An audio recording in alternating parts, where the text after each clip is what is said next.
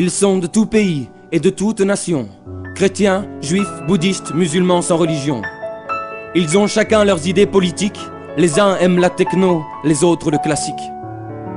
Promulguant l'unité dans la diversité, ils forment une authentique fraternité. Mais qui sont-ils ?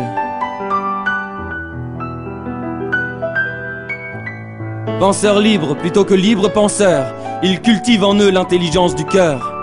Ils sont très humanistes et font de l'être humain le cœur de leur philosophie au quotidien.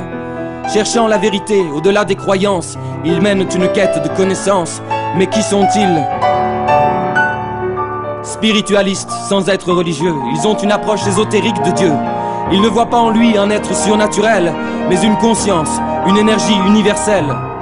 Leur enseignement n'est en rien dogmatique. On dit de lui qu'il est profondément mystique.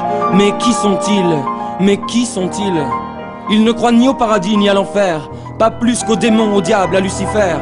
Recherchant le vrai sens de l'existence, ils accordent peu d'importance aux apparences. Ils savent le pourquoi et le comment des choses, mais aussi ce qui fait la beauté des roses.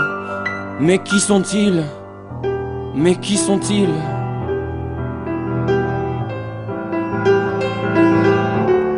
Envisageant la mort comme une transition, la plupart adhèrent à la réincarnation. Ils maîtrisent l'art de la méditation et connaissent les arcanes de l'initiation. Ils aiment s'harmoniser avec la nature et se ressourcer à ce qu'elle a de plus pur. Mais qui sont-ils ? Prenant soin de leur âme autant que de leur corps, ils font de la sagesse le plus beau des trésors.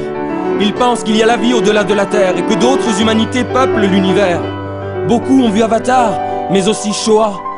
Ils savent que l'avenir est une question de choix. Mais qui sont-ils ? Mais qui sont-ils ?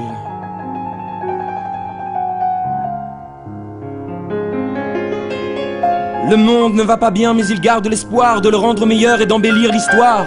Écrivains, savants, artistes et musiciens, en toute époque et en tout lieu les ont rejoints.